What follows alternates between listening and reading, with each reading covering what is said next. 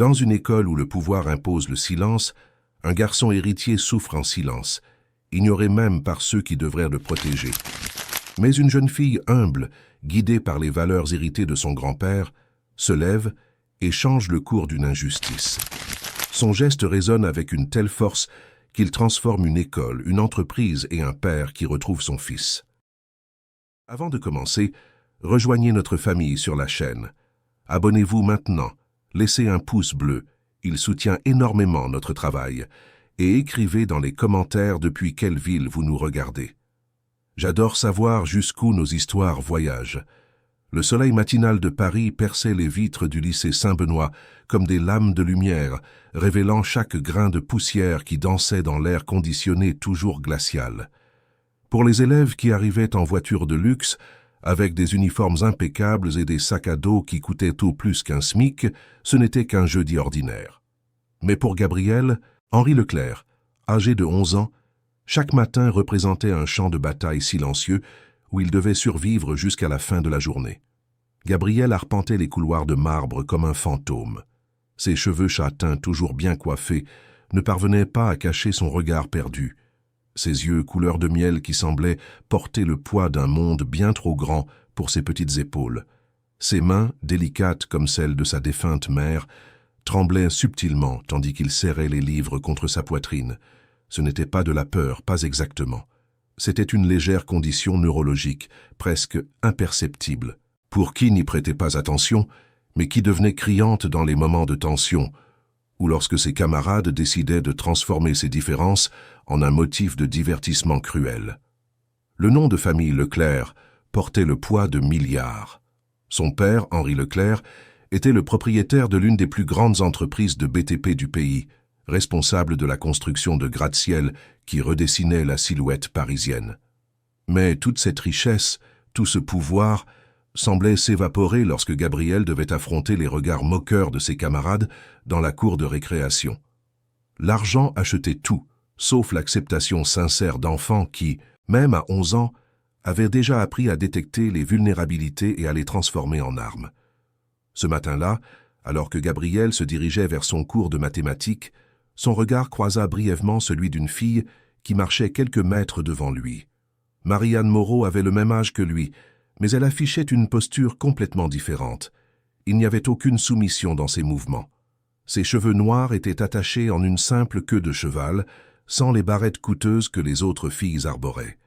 Son uniforme, bien que toujours propre et soigné, portait l'usure subtile de quelqu'un qui le portait tous les jours depuis plus d'1 an. Marianne était la fille de Françoise Moreau, la gouvernante de l'hôtel particulier des Leclerc.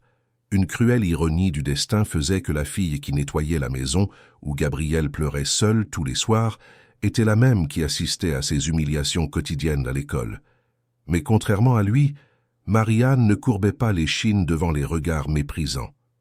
Il y avait quelque chose dans sa posture qui rappelait les histoires que sa mère racontait sur son arrière-grand-père, le sergent Manuel Moreau, vétéran de la Seconde Guerre mondiale au sein de la 2e division blindée, qui avait légué à la famille un héritage d'honneur et de courage qui ne s'achetait dans aucune boutique de luxe.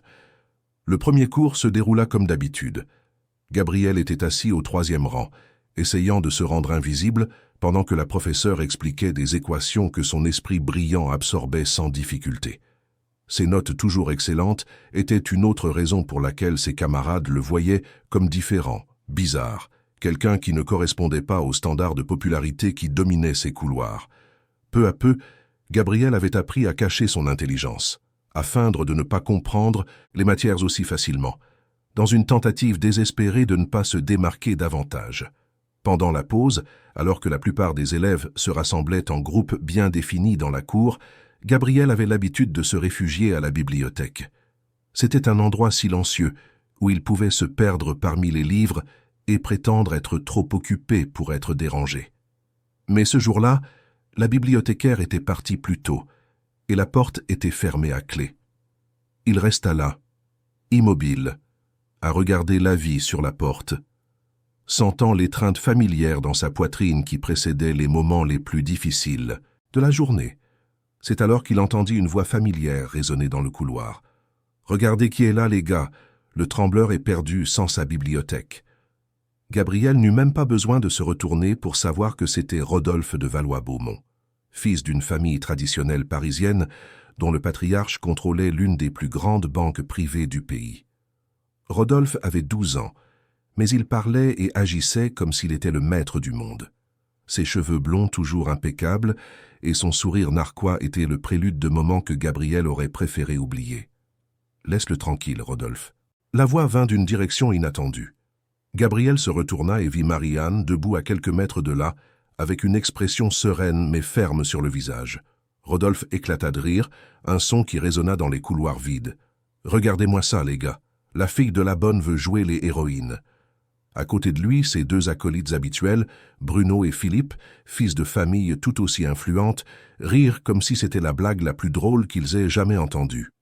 Marie-Anne ne répondit pas immédiatement. Ses yeux sombres se fixèrent sur Rodolphe avec une intensité qui fit vaciller son sourire pendant une seconde. « La fille de la bonne », répéta-t-elle lentement. « Ma mère travaille honnêtement pour subvenir aux besoins de notre famille. Quelle est ton excuse pour te comporter comme si tu possédais tout le monde ?» Le silence qui suivit fut tendu. Gabriel observait la scène, le cœur battant, admiratif du courage de la jeune fille, mais en même temps effrayé par ce qui pourrait arriver. Rodolphe n'avait pas l'habitude d'être confronté, surtout par quelqu'un qu'il considérait comme inférieur dans sa hiérarchie sociale déformée. « Tu ne sais pas à qui tu parles ?» dit Rodolphe en faisant un pas vers Marie-Anne. « Mon père peut faire perdre son emploi à ta mère d'un simple coup de fil. » « Et mon père peut faire perdre bien plus que ça à ton père », coupa une voix grave. Tout le monde se retourna pour voir le professeur d'éducation physique, Monsieur Charles, qui venait d'apparaître dans le couloir. « Rodolphe, tu as 2 minutes pour être sur le terrain de sport avant que j'appelle chez toi. Et toi ?» Il regarda Marie-Anne avec approbation. « Très bien, le courage est une qualité rare par ici. » Rodolphe et ses amis partirent en grommelant, mais Gabriel put voir dans les yeux du garçon que ce n'était pas terminé. Rodolphe n'était pas du genre à oublier quand quelqu'un le défiait, surtout devant d'autres camarades. « Merci », murmura Gabriel à Marie-Anne lorsqu'ils furent seuls dans le couloir. Elle le regarda un instant, et Gabriel vit dans ses yeux quelque chose qu'il ne pouvait pas tout à fait identifier. Ce n'était pas de la pitié, ni de la supériorité. C'était quelque chose de proche de la reconnaissance, comme si elle voyait en lui quelque chose que les autres ne parvenèrent pas à voir. « Pas besoin de me remercier, » dit-elle simplement. « Tout le monde mérite d'être traité avec respect. » Ces mots résonnèrent dans l'esprit de Gabriel pour le reste de la matinée. Le respect. C'était un mot qu'il avait presque oublié qu'il pouvait s'appliquer à lui.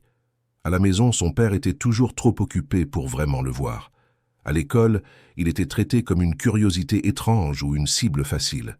Mais Marie-Anne avait parlé de respect comme si c'était quelque chose de naturel, un droit fondamental qui ne dépendait pas du nom de famille, du compte en banque ou de l'absence de tremblement dans les mains. Le déjeuner approchait et Gabriel sentait son estomac se nouer d'anxiété. Le réfectoire était le pire moment de la journée. Une grande salle avec des tables rondes où les groupes sociaux se définissaient clairement.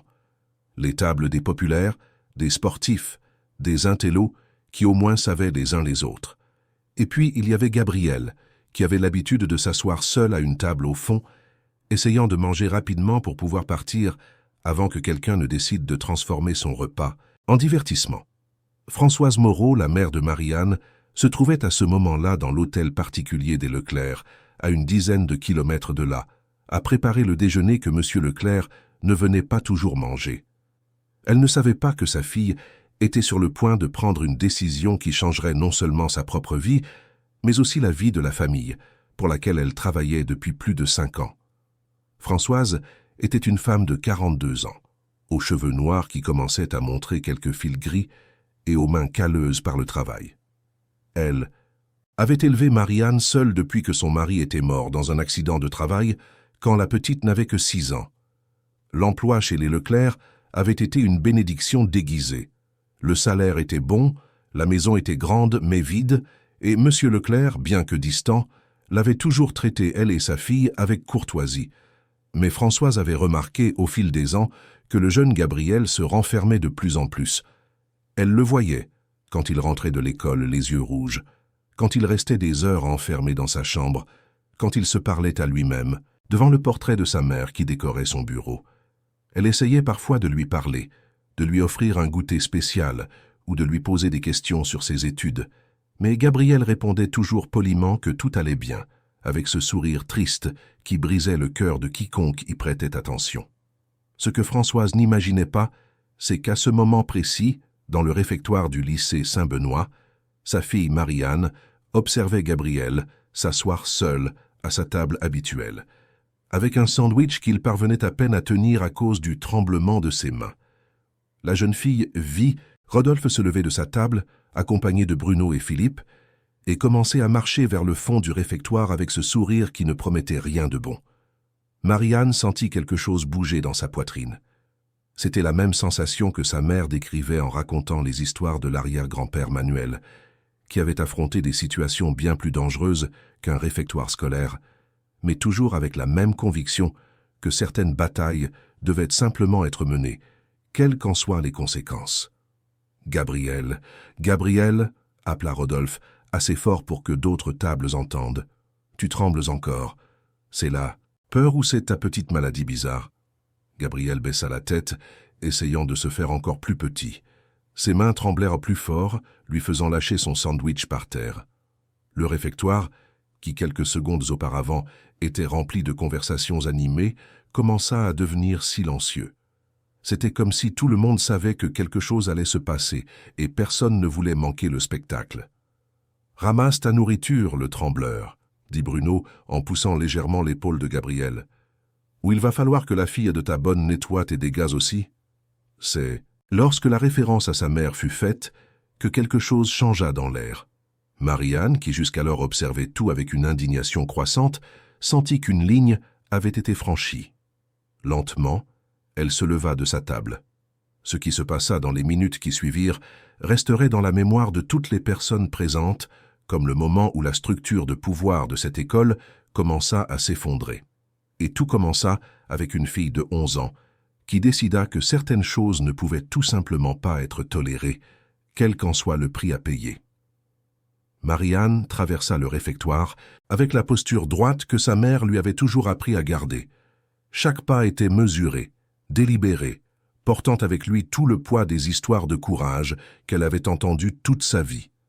L'arrière-grand-père Manuel avait affronté des ennemis bien plus dangereux que 3 garçons gâtés dans une école privée, mais la leçon était la même. Lorsque l'injustice se produit sous vos yeux, vous avez 2 choix. Vous pouvez regarder ailleurs, ou vous pouvez décider de faire quelque chose. Et Marianne Moreau avait déjà pris sa décision. Le réfectoire du lycée Saint-Benoît n'avait jamais connu un silence aussi dense. C'était comme si les 50 élèves présents savaient instinctivement qu'ils étaient sur le point d'assister à un événement qui les marquerait à jamais.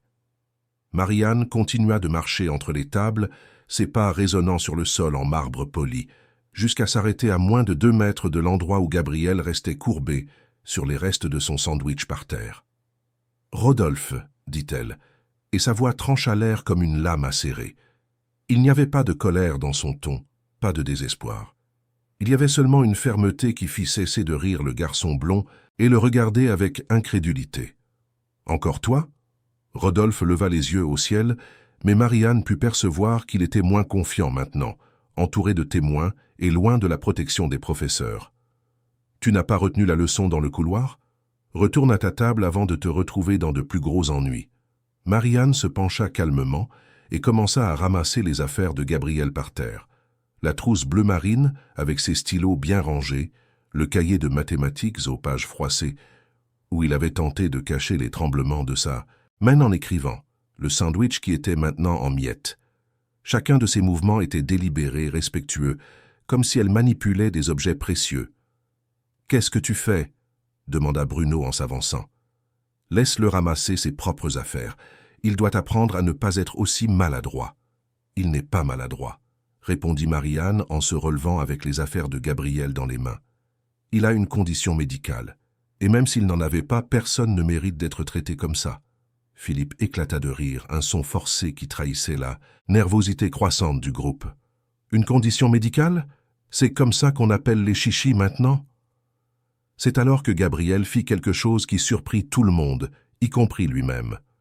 Il leva la tête et regarda directement Philippe. « Ce ne sont pas des chichis, » dit-il, la voix tremblante mais claire. « Je suis né comme ça. Et ça ne vous donne pas le droit de me traiter comme si j'étais moins que vous. » Le réfectoire devint encore plus silencieux. En 3 ans dans cette école, c'était la première fois que quelqu'un entendait Gabriel se défendre. Rodolphe sentit qu'il perdait le contrôle de la situation et décida d'envenimer le conflit. « Ah, maintenant le trembleur et la fille de la bonne ont décidé de faire équipe. » Il poussa l'épaule de Gabriel avec plus de force cette fois. « C'est mignon. 2 perdants qui s'allient. » C'est lorsque Rodolphe poussa de nouveau Gabriel, le faisant trébucher et presque tomber, que Marie-Anne décida d'agir. Mais elle n'agit pas comme une enfant de 11 ans emportée par la colère.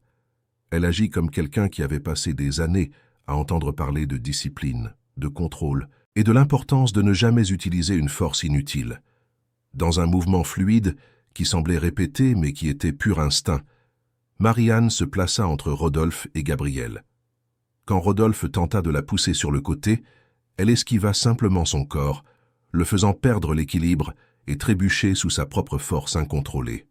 Bruno, en essayant de soutenir son ami, s'emmêla dans les jambes de Rodolphe, et les deux tombèrent par terre d'une manière qui aurait été comique, si elle n'avait pas été si révélatrice de leur vraie nature. « Tu m'as poussé !»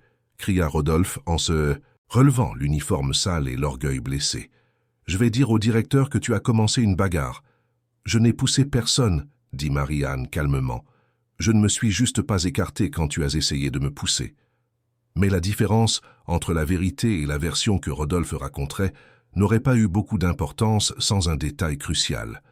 Camille Martin, une élève de 4e, qui n'avait aucun lien de parenté avec la famille de Gabriel, malgré un nom de famille commun, était arrivée au réfectoire quelques minutes plus tôt et avait été témoin de toute la scène. Plus important encore, elle avait tout filmé avec son téléphone. Camille n'était ni l'amie de Gabriel, ni l'ennemi de Rodolphe. C'était simplement une adolescente de 14 ans qui avait appris, à travers ses propres expériences de harcèlement, à documenter les situations injustes quand elle en voyait. Elle savait que, dans un monde où la parole de certains valait plus que celle d'autres, la seule défense était parfois d'avoir des preuves irréfutables de ce qui s'était réellement passé. Alors que Rodolphe continuait de crier qu'il avait été agressé et que Marie-Anne gardait sa posture sereine en aidant Gabriel à se relever, Camille était déjà en train d'envoyer la vidéo à un groupe WhatsApp qui incluait plusieurs élèves de différentes classes. En quelques minutes, pratiquement toute l'école aurait accès aux images qui montraient clairement qui était l'agresseur et qui ne faisait que se défendre. Mais la vidéo ne resterait pas confinée aux seuls élèves. Le lycée Saint-Benoît avait un système de surveillance strict et toute altercation dans le réfectoire déclenchait automatiquement un protocole de sécurité. En quelques minutes, la directrice Isabelle Chevalier regardait les enregistrements des caméras de sécurité de l'école et le directeur adjoint, Antoine Mercier, était en route pour le réfectoire. Au même moment, à une dizaine de kilomètres de là, au dernier étage d'un gratte-ciel de la Défense, Henri Leclerc était dans sa salle de réunion face à l'une des négociations les plus importantes de sa carrière. La table en acajou lustré était entourée d'avocats, de consultants et de représentants d'un groupe d'entreprises japonais intéressés par un projet commun pour la construction d'un complexe commercial évalué à 2 milliards d'euros. Henri, à 45 ans, avait l'apparence d'un homme qui avait consacré toute sa vie au travail. Des cheveux grisonnants impeccablement coiffés, un costume italien taillé sur mesure, une présence qui commandait un respect immédiat. Ses mains, grandes et sûres, contrastaient avec les mains délicates de son fils, mais portaient la même intensité dans leurs mouvements lorsqu'il parlait de projets architecturaux ou de stratégies de marché. Le téléphone d'Henri vibra discrètement pendant une pause dans la négociation. C'était un message automatique du système de sécurité du lycée Saint-Benoît. « Alerte. Incident impliquant votre fils Gabriel Leclerc. Veuillez nous contacter immédiatement. » Henri sentit son estomac se nouer. Gabriel avait toujours été un enfant calme. Il ne s'attirait jamais d'ennui. Depuis la mort de Clarisse, sa femme, 3 ans plus tôt, le garçon était devenu encore plus renfermé. Henri savait qu'il aurait dû être plus attentif, plus présent, mais le travail semblait toujours urgent, exigeant toujours toute son attention. « Excusez-moi, dit-il aux personnes présentes en se levant de table, je dois prendre un appel urgent. » En appelant l'école, il fut mis en relation avec la secrétaire qui le transféra immédiatement au directeur adjoint. « Monsieur Leclerc, dit Antoine Mercier d'une voix qui se voulait officielle et contrôlée, il y a eu un incident au réfectoire, impliquant votre fils et quelques camarades. Rien de grave, mais nous aimerions que vous veniez ici pour que nous puissions discuter de ce qui s'est passé. Mon fils est-il blessé ?» La question sortit plus sèchement qu'Henri ne l'avait prévu. « Non, monsieur. Gabriel va bien physiquement, mais il y a eu une altercation, et nous devons clarifier les faits avant de prendre toute mesure. » Henri regarda à travers le mur de verre de son bureau, la table où des hommes puissants attendaient son retour pour conclure un accord qui représentait des années de travail. Puis, il regarda de nouveau son téléphone. « J'arrive, dit-il, et il raccrocha sans attendre de réponse. Quand il retourna dans la salle de réunion, Henri surprit tout le monde. « Messieurs, annonça-t-il, avec une autorité qui n'admettait aucune contestation, nous allons devoir reporter cette réunion. Une affaire familiale requiert mon attention immédiate. » Le silence qui suivit fut éloquent. Reporter une négociation de 2 milliards pour une affaire familiale était quelque chose de pratiquement impensable dans le monde des affaires. Mais Henri était déjà en train de rassembler ses documents. « Mes assistants vous contacteront. » « Pour fixer une nouvelle date, » dit-il sans regarder directement aucun des présents. Et il quitta la pièce, laissant derrière lui des regards perplexes et une opportunité d'affaires qui ne se représenterait peut-être jamais. Pendant les 20 minutes de trajet jusqu'à l'école, au volant de sa BMW dans les rues embouteillées de Paris, Henri essaya de se préparer mentalement à ce qui aurait pu se passer. Gabriel harcelé? Possible. Gabriel impliqué dans une bagarre? Improbable, mais pas impossible. Ce à quoi il ne s'attendait pas, c'était de trouver son fils assis sur une chaise du secrétariat, visiblement secoué, à côté d'une fille qu'il reconnut immédiatement. Marianne Moreau était assise bien droite, les mains croisées sur ses genoux, paraissant beaucoup plus calme que ce qui serait normal pour une enfant de 11 ans, impliquée dans un conflit scolaire. Quand elle vit Henri entrer dans le secrétariat, elle se leva poliment. « Bonjour, monsieur Leclerc », dit-elle, avec la même courtoisie qu'elle montrait à la maison quand il rentrait du travail. Gabriel leva les yeux vers son père, et Henri eut l'impression de recevoir un coup de poing dans l'estomac. Il y avait des larmes séchées sur le visage du garçon, une rougeur autour des yeux qui indiquait qu'il avait pleuré, et quelque chose de plus.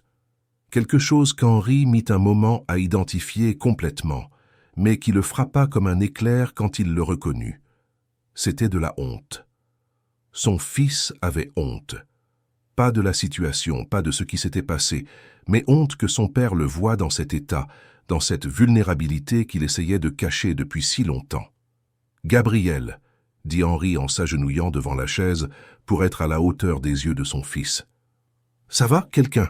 T'as fait du mal. »« Non, papa, » répondit Gabriel à voix basse. « Marianne m'a aidé. » Henri regarda Marianne avec une expression qu'elle n'avait jamais vue auparavant.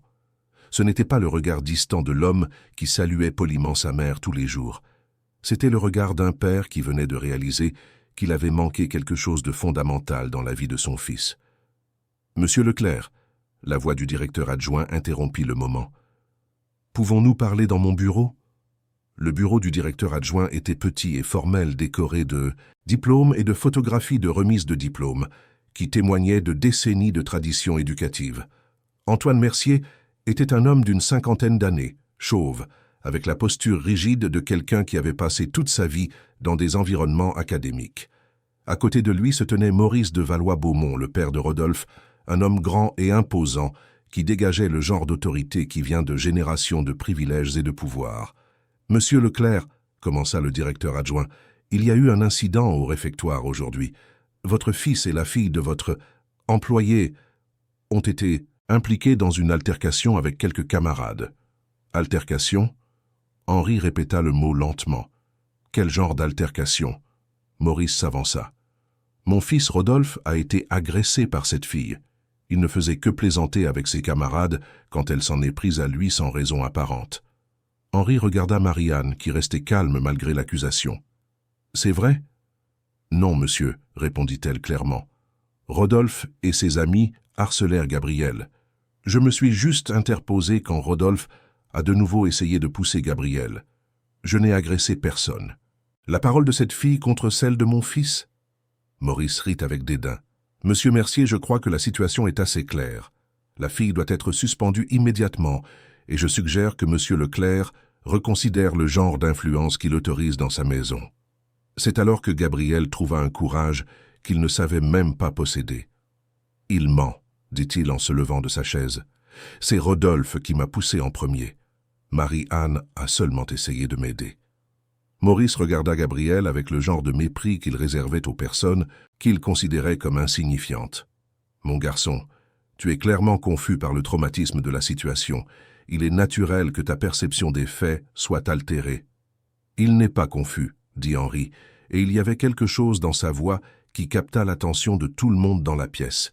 « Mon fils n'est pas un menteur. » « Monsieur Leclerc, » intervint le directeur adjoint, « je comprends que ce soit difficile à accepter, mais nous devons considérer la possibilité que la jeune fille ait influencé votre fils à quoi? » La question d'Henri trancha l'air comme une lame. À défendre la vérité? À avoir le courage de parler quand il est harcelé? C'est à ce moment que la porte s'ouvrit et que la directrice Isabelle Chevalier entra dans la pièce, une tablette à la main. « Messieurs, dit-elle, je crois qu'il serait intéressant que nous regardions la vidéo qu'une élève a enregistrée de l'incident. » Le silence qui suivit fut absolu. Maurice perdit instantanément son expression confiante, et le directeur adjoint déglutit. « Une vidéo ?» demanda Henri. « Camille Martin, la classe de 4e a filmé toute la séquence des événements, » expliqua la directrice en posant la tablette sur le bureau.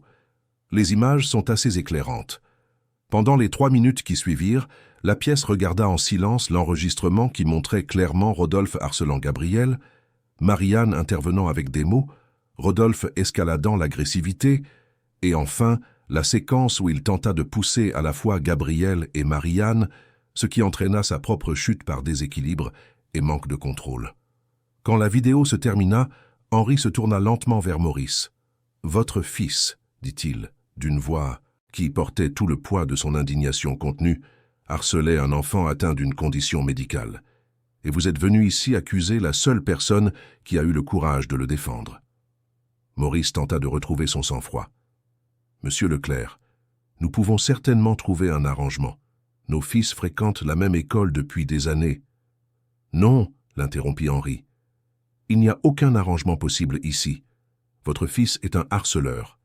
Et vous, apparemment, êtes celui de qui il a appris à l'être. » La confrontation qui s'ensuivit fut intense mais contrôlée.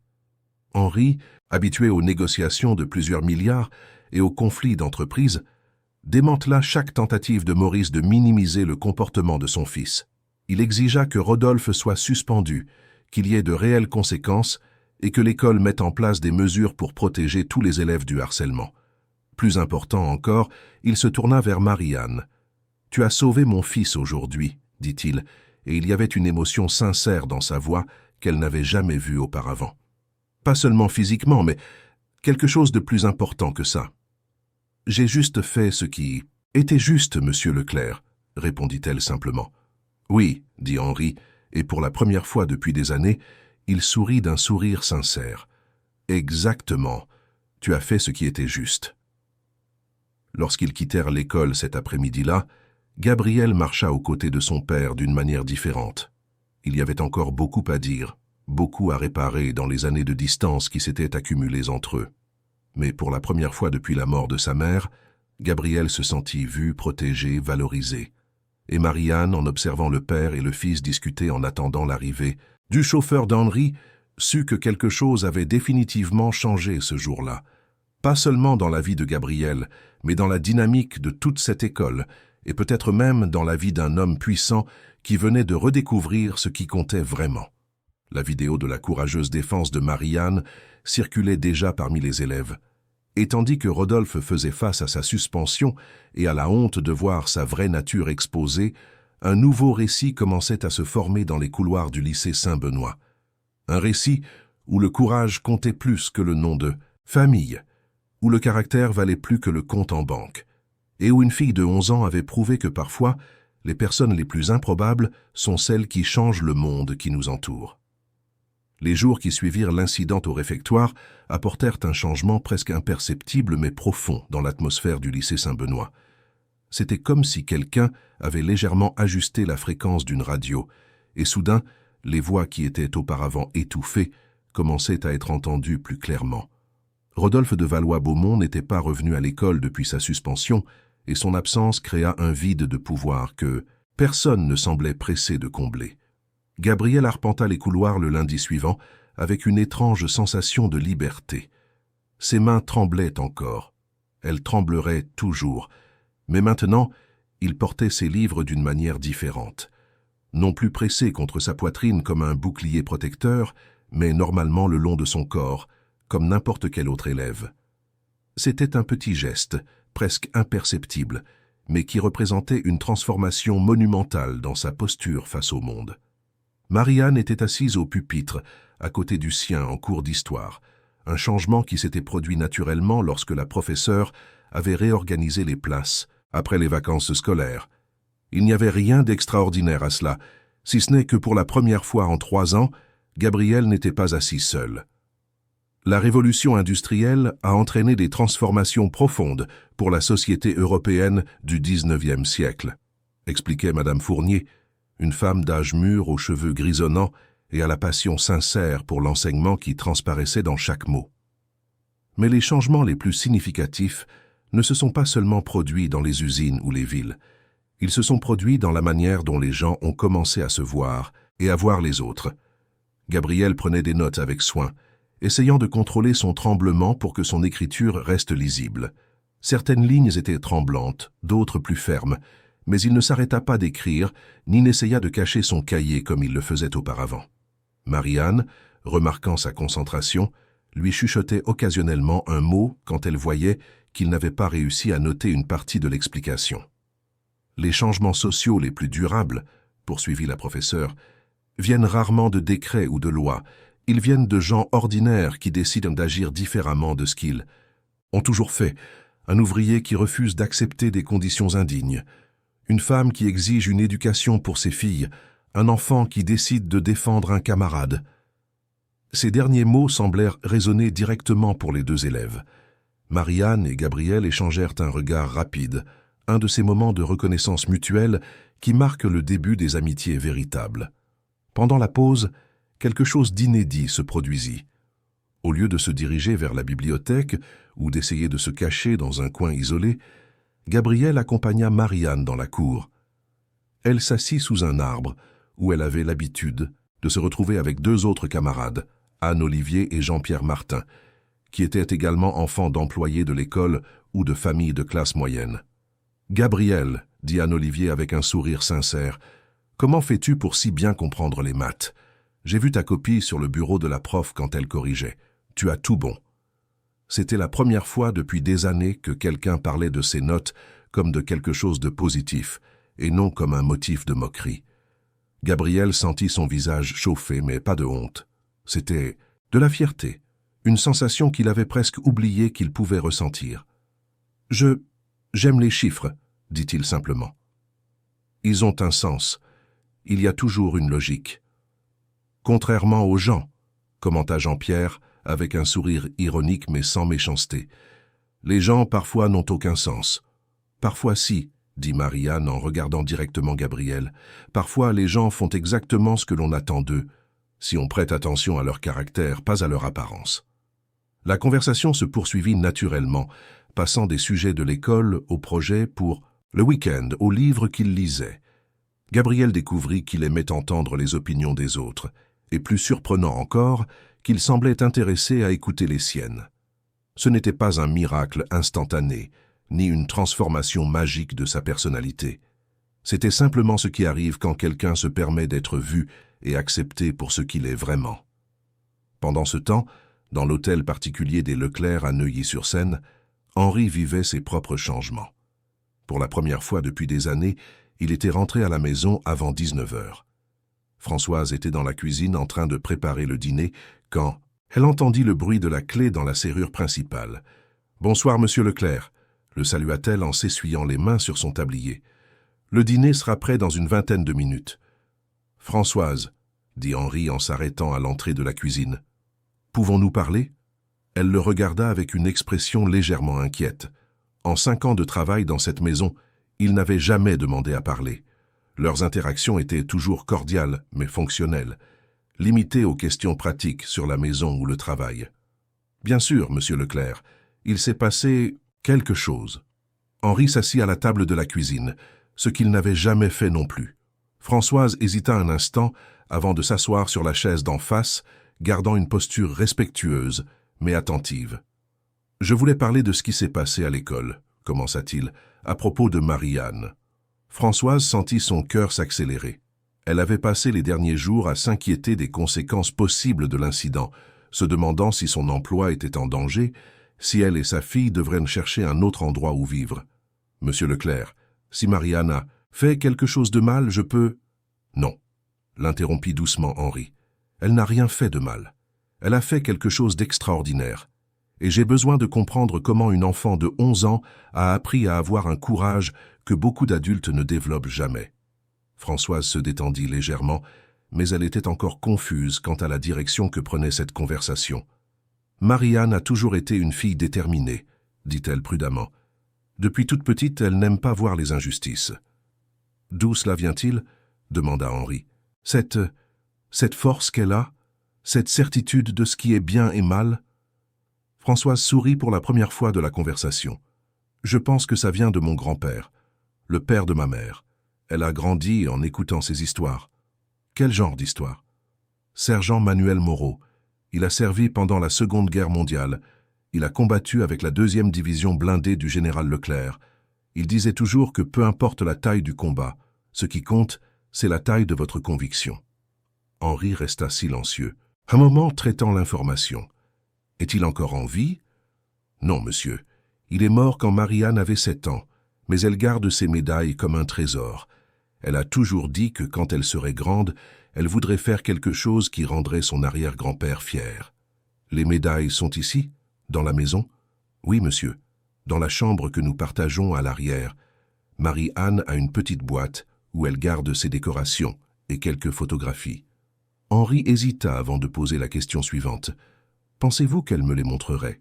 Françoise fut surprise par la demande, mais il y avait quelque chose dans l'expression d'Henri qui lui fit comprendre que c'était important d'une manière qu'elle ne saisissait pas complètement. « J'en suis sûr, monsieur Leclerc. Marie-Anne aime parler de son arrière-grand-père. » Une demi-heure plus tard, Henri se trouvait dans la petite chambre à l'arrière de la maison qu'il n'avait jamais visitée en 5 ans de service de Françoise. C'était un espace simple mais accueillant, avec 2 lits simples bien faits, une petite armoire et un bureau où Marie-Anne faisait ses devoirs. Sur le bureau, il y avait une petite étagère avec des manuels scolaires et quelques livres d'histoire qui ne faisaient manifestement pas partie du programme obligatoire. « C'est ici, monsieur Leclerc, » dit Marie-Anne en prenant une boîte en bois simple mais bien entretenue. « Ma mère a toujours dit que je devais la garder précieusement, car elle fait partie de notre histoire. » Elle ouvrit la boîte avec révérence, révélant 3 médailles militaires et quelques photographies jaunies.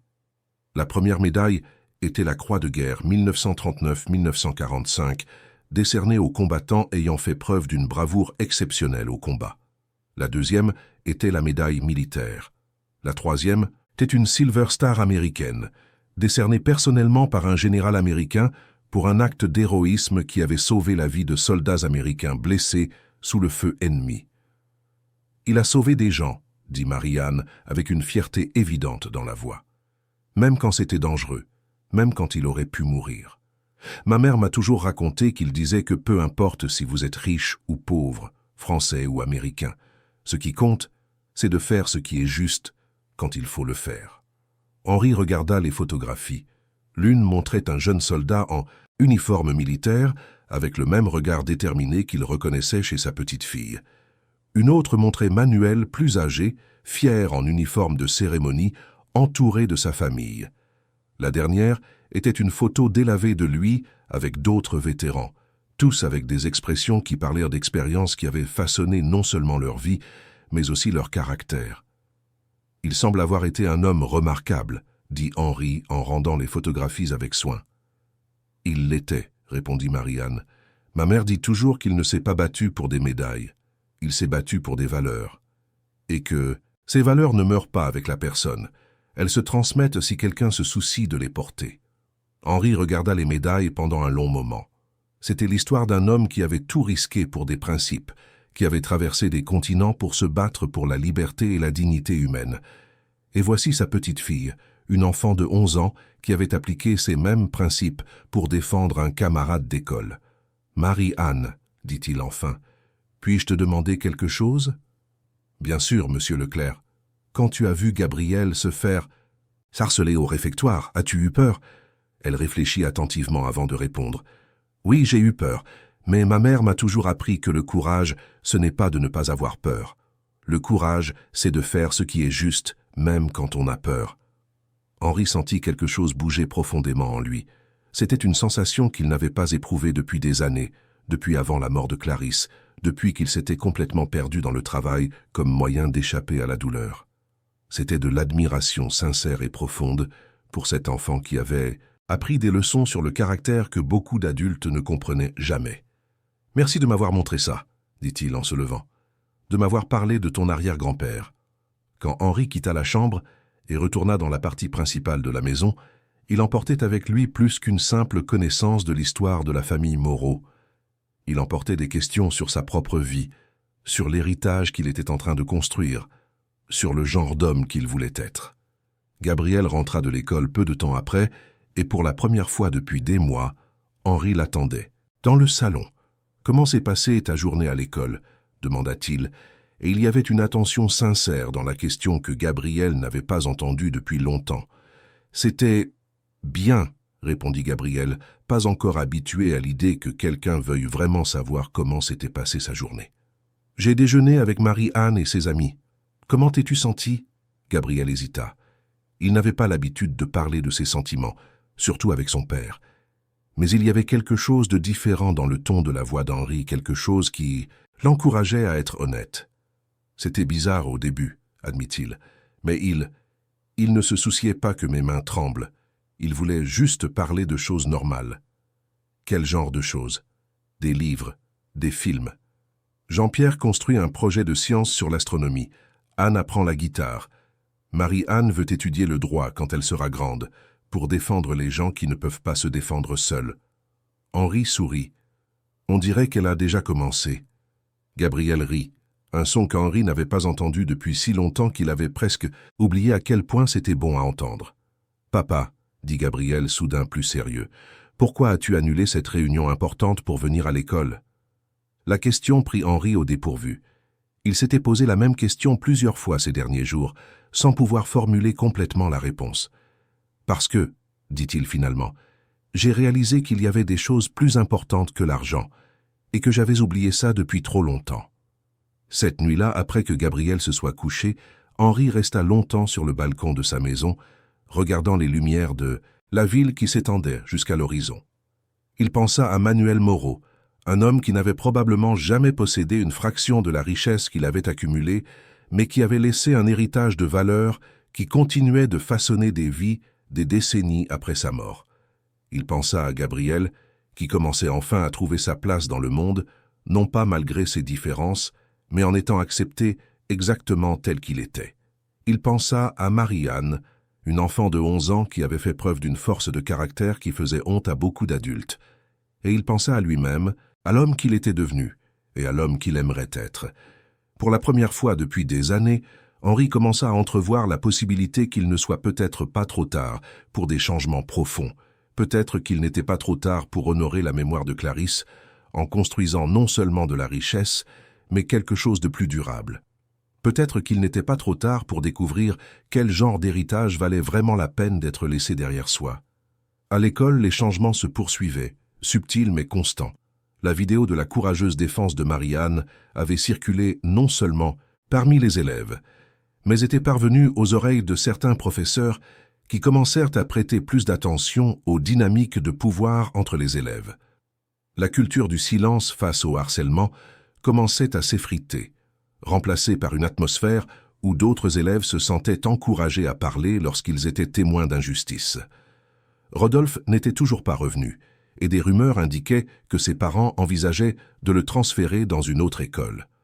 Bruno et Philippe, sans le leadership de leur ami, étaient devenus notablement moins agressifs, plus prudents dans leurs interactions avec les autres camarades.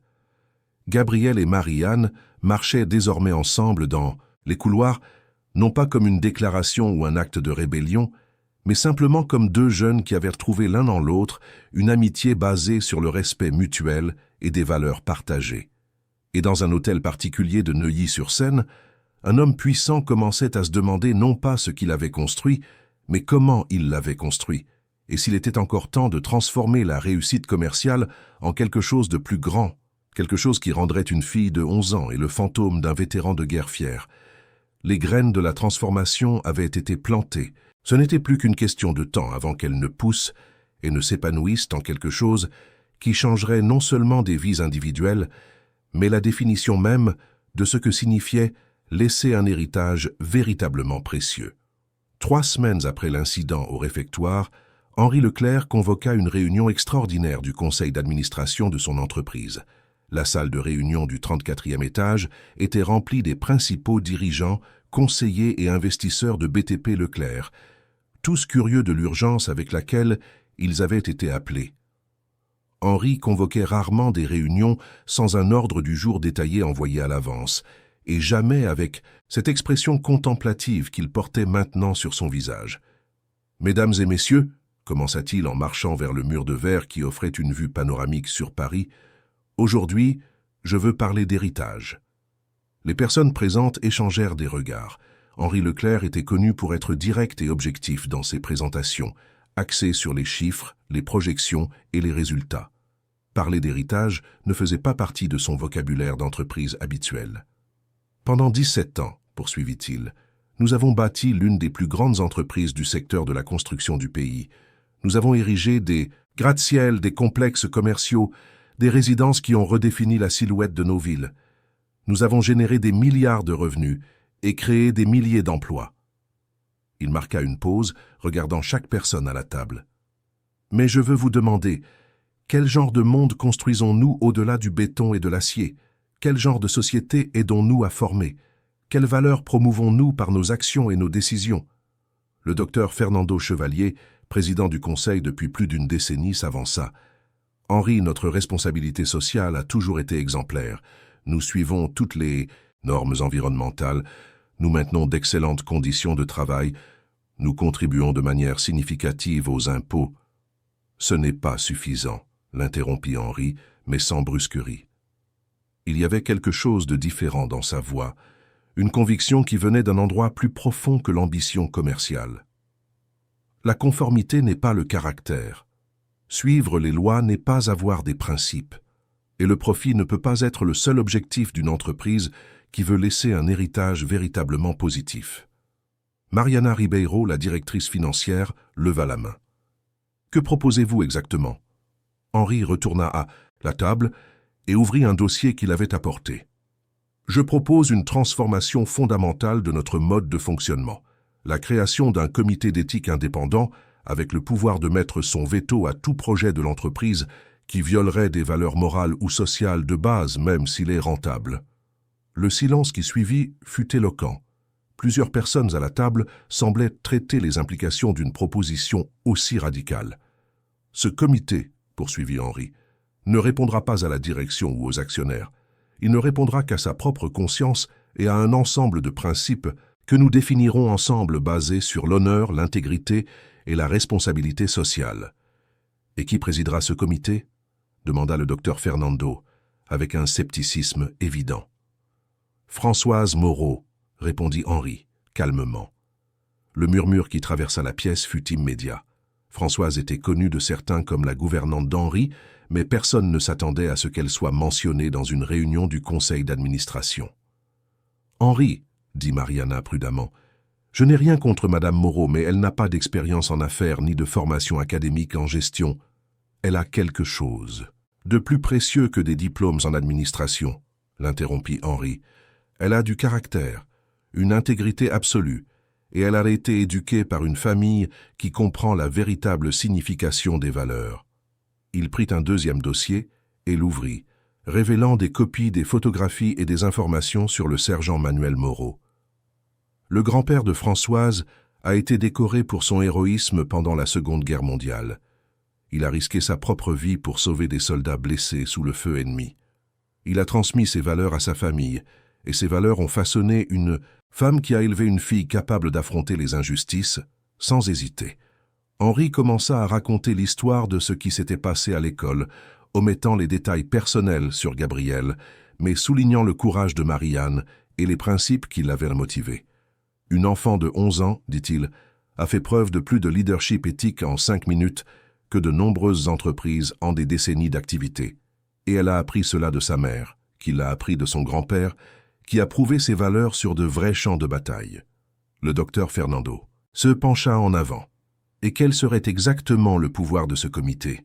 Un pouvoir de veto absolu sur tout projet, le pouvoir d'enquêter sur toute opération, le pouvoir de suggérer des changements dans les politiques de l'entreprise. Et plus important encore, Henri prit une profonde inspiration, je vais établir un fonds de 50 millions d'euros pour financer les activités du comité et soutenir des projets sociaux, en particulier l'éducation et le soutien aux familles de vétérans. Le chiffre eut un impact immédiat. 50 millions n'était pas une somme symbolique, c'était un engagement financier significatif qui démontrait un sérieux absolu. Le comité s'appellera l'Institut Sergent Manuel Moreau, annonça Henri, en l'honneur d'un homme qui a compris que certaines batailles valent plus que la vie elle-même.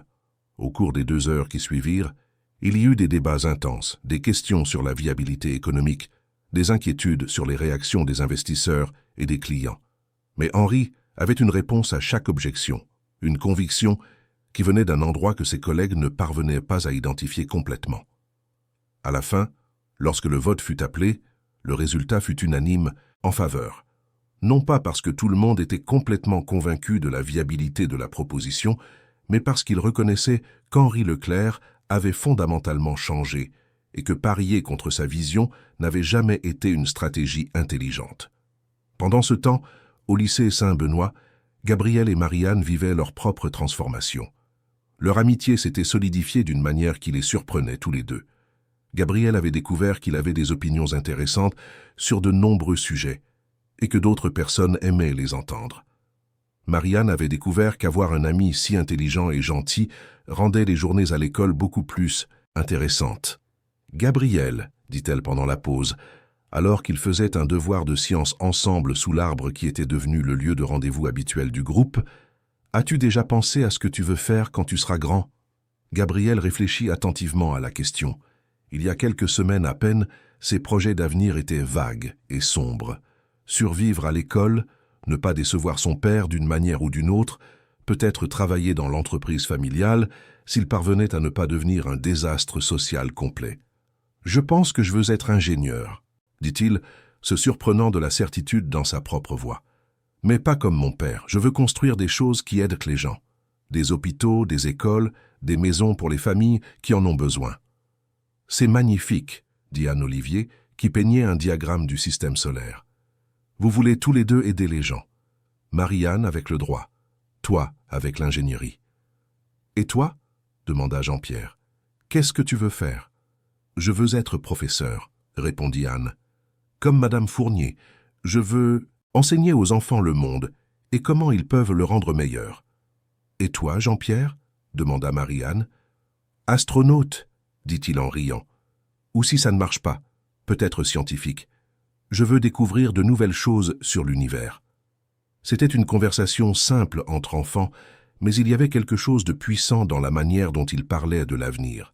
Pas seulement de réussite personnelle ou de réalisation individuelle, mais de contribution à quelque chose de plus grand qu'eux-mêmes. Gabriel ressentit une émotion qu'il mit du temps à identifier. C'était de l'espoir. L'espoir que l'avenir pourrait être non seulement supportable, mais véritablement bon. L'espoir qu'il pourrait être non seulement le fils de quelqu'un de célèbre, mais quelqu'un avec sa propre valeur. Une semaine plus tard, quelque chose d'extraordinaire se produisit. La directrice Isabelle Chevalier convoqua une assemblée générale de toute l'école. Élèves, professeurs, personnel et quelques parents furent réunis dans l'auditorium principal pour une annonce spéciale. « Mesdames et messieurs, commença-t-elle, Aujourd'hui, nous avons l'honneur d'accueillir une personne très spéciale qui vient faire une annonce qui, je crois, marquera l'histoire de notre établissement. Henri Leclerc monta sur scène avec une posture qui combinait l'autorité de l'homme d'affaires avec quelque chose de nouveau, une humilité sincère que peu de personnes présentes avaient vue auparavant. « Élève de Saint-Benoît », dit-il, sa voix portant facilement jusqu'au fond de l'auditorium, « il y a quelques semaines, j'ai été témoin dans cette école d'un acte de courage extraordinaire.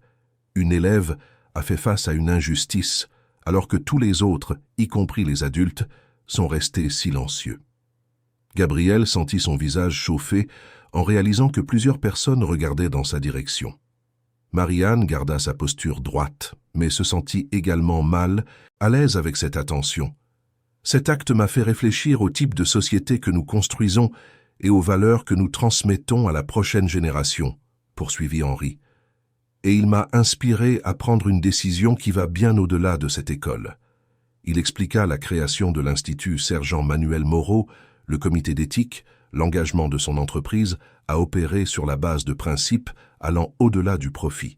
« Mais tout a commencé ici, » dit-il en regardant directement Marie-Anne, avec une jeune fille qui a appris de sa famille que certaines batailles doivent simplement être menées, quelles qu'en soient les conséquences. L'auditorium était dans un silence complet. « C'est pourquoi. » Henri prit une profonde inspiration. « Je voudrais annoncer que j'ai invité Françoise Moreau, mère de Marie-Anne Moreau et gouvernante de ma maison depuis 5 ans, à présider l'Institut Sergent Manuel Moreau et à prendre un siège à vie au conseil d'administration de BTP Leclerc. » Le murmure qui traversa l'auditorium fut suivi d'applaudissements qui commencèrent timidement et grandirent jusqu'à devenir une ovation debout. Gabriel se leva le premier, suivi de Marie-Anne, puis de tout le groupe d'amis, et, progressivement, de toute l'école. Françoise, qui était assise au premier rang, les larmes aux yeux, se leva quand Henri l'invita à le rejoindre sur scène. « Le sergent Manuel Moreau, » dit Henri lorsque les applaudissements diminuèrent, « s'est battu sur des champs de bataille lointains pour défendre les valeurs de liberté et de dignité humaine. Sa petite fille se bat pour ces mêmes valeurs tous les jours, ici même parmi nous. Et sa mère a consacré sa vie à élever une personne capable de faire une différence dans le monde. » Il se tourna vers Françoise. « Madame Moreau, acceptez-vous cette responsabilité?